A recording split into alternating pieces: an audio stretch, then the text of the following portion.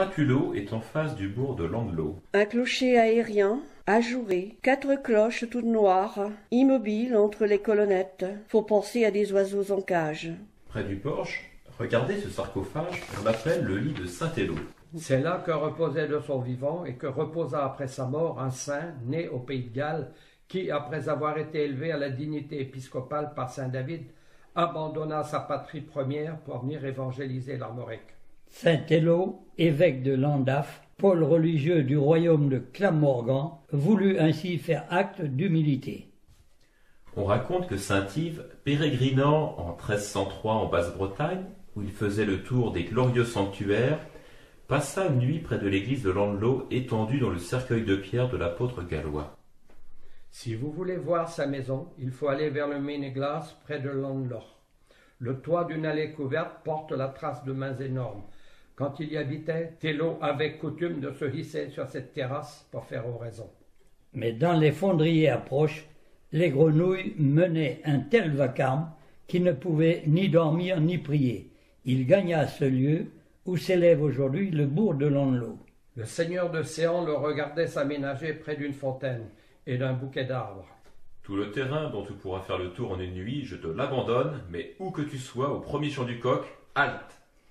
Le saint, en rentrant de chez le seigneur, conta la chose à sa sœur, qui était venue depuis quelque temps tenir son ménage. Celle-ci feignit la joie, mais conçut dans son cœur une violente jalousie.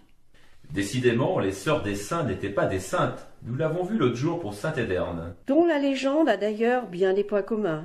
Thélo, cependant, se place sur le seuil de la porte et se met à siffler. Aussitôt, un cerf sortit du petit bosquet et vint s'agenouiller au pied du saint. Le saint monta sur son dos et la nuit étant tombée se mit en route. Le cerf galopait de toute la vitesse de ses jambes. Ils arrivèrent à Castagal. Comme ils traversaient la cour, les gens du manoir lâchèrent sur eux les chiens. Le saint n'eut que le temps de sauter dans un chêne, tandis que le cerf se réfugiait dans une garenne. Saint Thélo fut très mécontent de la conduite des gens de Castelgal à son égard. Même après sa mort, il leur garda rancune de l'avoir retardé dans sa route et d'avoir obligé son cerf à prendre la fuite. Une année, au beau milieu de la procession, il survint une pluie torrentielle. Les pèlerins se débandèrent. On dut mettre les reliquaires et les reliques à l'abri de la grange du manoir.